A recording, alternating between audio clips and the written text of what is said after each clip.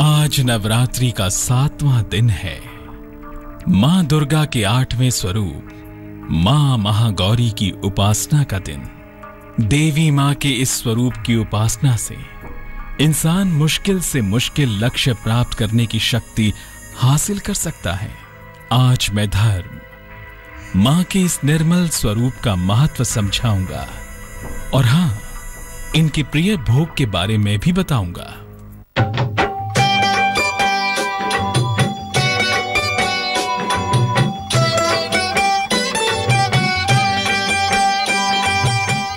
परम तपस्विनी देवी महागौरी। नवदुर्गा का 8वां स्वरूप मां महागौरी। चैत्र नवरात्र के 7वें दिन होगी नवदुर्गा के 8वें स्वरूप की पूजा। मां महागौरी की उपासना से मिटेगा जीवन का हर कलंक। ज्योतिष के जानकारों की माने तो अपने स्वरूप में मां भगवती 8 वर्ष की हैं। इसलिए अष्टमी तिथि को 8 वर्ष की कन्या के पूजन की परंपरा है। कहते हैं कि महागौरी की उपासना से इंसान के जीवन की हर कालिख मिट सकती है, हर पाप कट सकता है। तो आइए जानते हैं कि देवी के स्वरूप का क्यों है विशेष महत्व। नवदुर्गा का 8वां स्वरूप है मां महागौरी। भगवान शिव की प्राप्ति के लिए इन्होंने कठोर पूजा की थी, जिससे इनका शरीर काला पड़ गया था।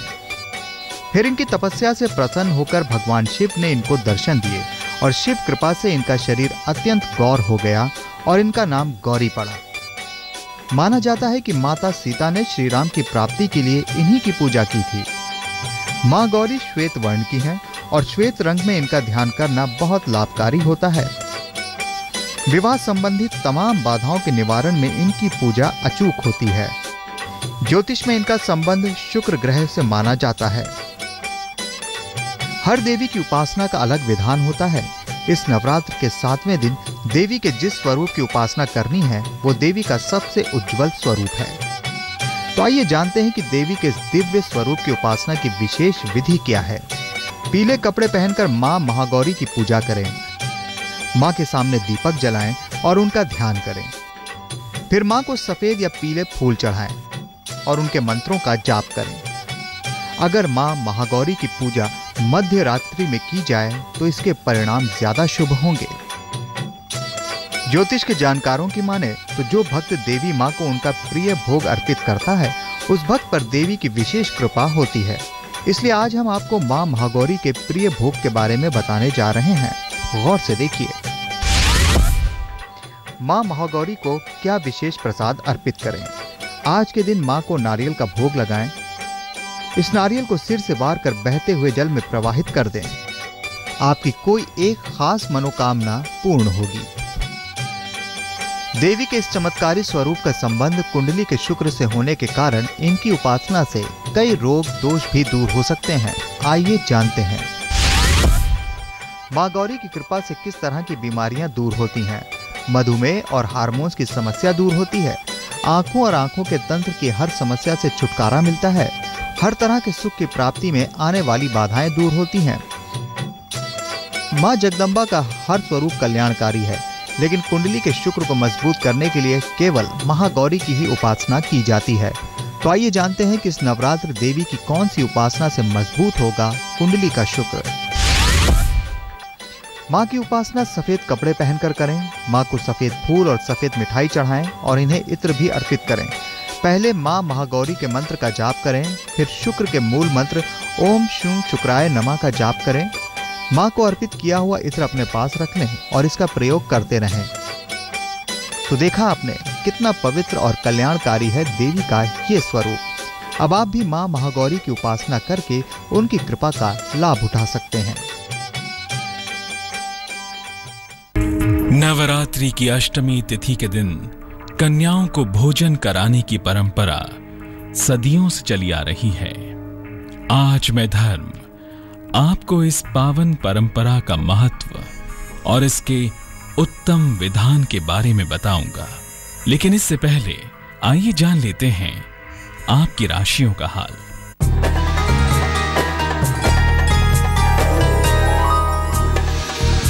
मेष, कोई महत्वपूर्ण निर्णय आपको लेना होगा। नौकरी में परिवर्तन और पदोन्नति होगी। धन आसानी से मिलेगा।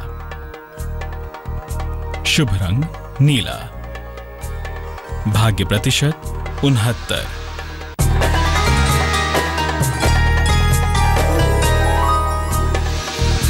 वृष, नौकरी व्यवसाय में बड़ा अवसर मिलेगा। संतान प्राप्ति की समस्या हल होगी। पुराना फंसा हुआ धन आपको मिल सकता है। शुभ रंग आसमानी। भाग्य प्रतिशत 75।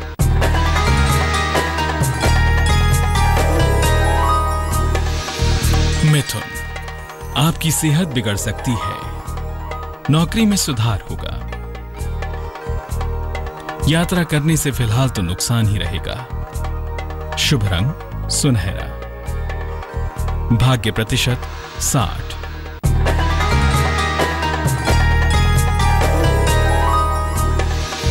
कर्क, आपका दिन आलस्य से भरा होगा।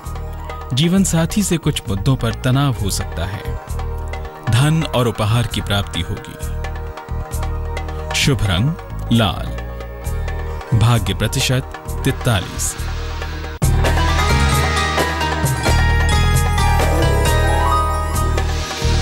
सिंह, कला, संगीत और मीडिया के लोगों को फायदा होगा। विदेश यात्रा का योग है। किसी पुरानी समस्या का हल निकल जाएगा। शुभ रंग क्रीम। भाग्य प्रतिशत 57।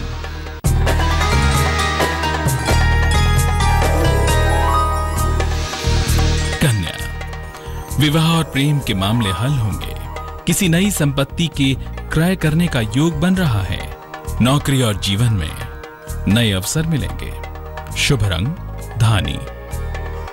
भाग्य प्रतिशत 73।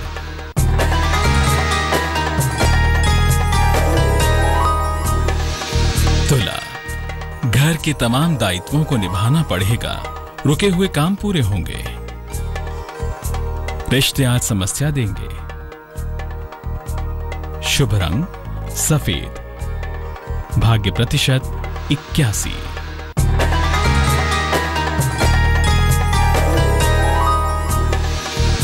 वृश्चिक, परिवार में वाद विवाद हो सकता है। नौकरी में तनाव की स्थिति आ सकती है। काफी धन खर्च करना पड़ सकता है। शुभ रंग गुलाबी। भाग्य प्रतिशत 66।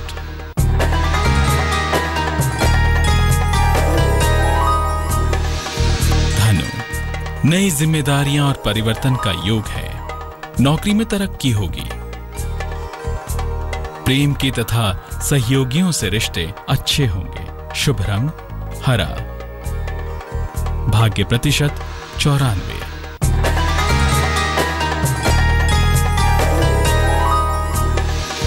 मकर, दिन भर दौड़ भाग करनी पड़ सकती है। नौकरी में पद परिवर्तन होगा। अचानक धन की प्राप्ति होगी। शुभ रंग सिल्वर। भाग्य प्रतिशत 80।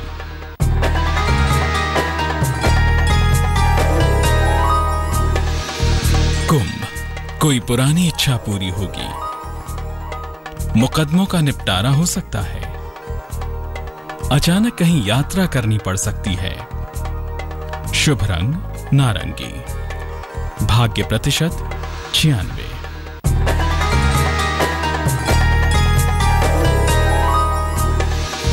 मीन, कोई महत्वपूर्ण अवसर छूट सकता है। काफी तनाव और दबाव बना रहेगा। यात्रा करना लाभदायक रहेगा। शुभ रंग पीला। भाग्य प्रतिशत 70।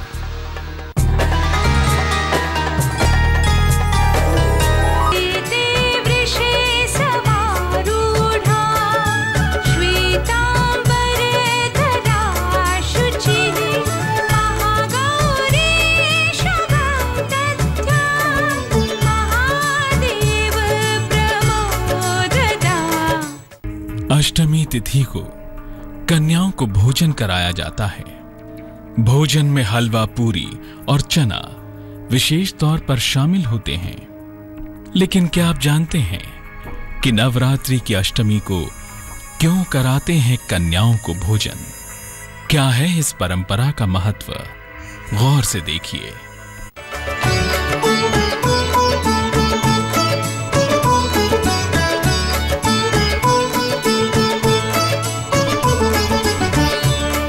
देवी का सबसे उज्जवल स्वरूप मां महागौरी।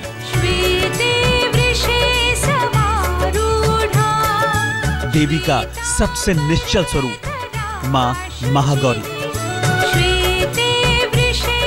अष्टमी तिथि को करें कन्याओं का पूजन, मां महागौरी होंगी प्रसन्न। ज्योतिष के जानकारों की माने तो मां महागौरी को प्रसन्न करने की सबसे उत्तम विधि है कन्या पूजन। तो आइए जानते हैं अष्टमी तिथि के दिन कन्याओं को भोजन कराने की परंपरा का महत्व और नियम क्या है। नवरात्र केवल व्रत और उपासना का पर्व नहीं है, ये नारी शक्ति के और कन्याओं के सम्मान का पर्व भी है। इसलिए नवरात्र में कुंवारी कन्याओं को पूजने और भोजन कराने की परंपरा भी है। हालांकि नवरात्रि में हर दिन कन्याओं की पूजा की परंपरा है, लेकिन अष्टमी और नवमी को कन्याओं की पूजा अवश्य ही की जाती है। 2 वर्ष से लेकर 11 वर्ष तक की कन्या की पूजा का विधान बताया गया है। अलग अलग उम्र की कन्या देवी के अलग अलग रूप को दर्शाती है। अगर आपकी जरूरत के समय आपके पास अक्सर पैसों की कमी पड़ जाती है, तो मां महागौरी की उपासना से इस समस्या का भी समाधान हो सकता है। कैसे, खुद देख लीजिए। मां गौरी को दूध से भरी कटोरी में रखकर चांदी का सिक्का अर्पित करें। इसके बाद मां गौरी से धन के बने रहने की प्रार्थना करें। सिक्के को धोकर हमेशा के लिए अपने पास रख लें। तो आज के दिन का लाभ उठाइए और मां महागौरी की उपासना और ध्यान में लग जाइए, क्योंकि आज का दिन देवी के इस स्वरूप की कृपा पाने का सबसे उत्तम दिन है।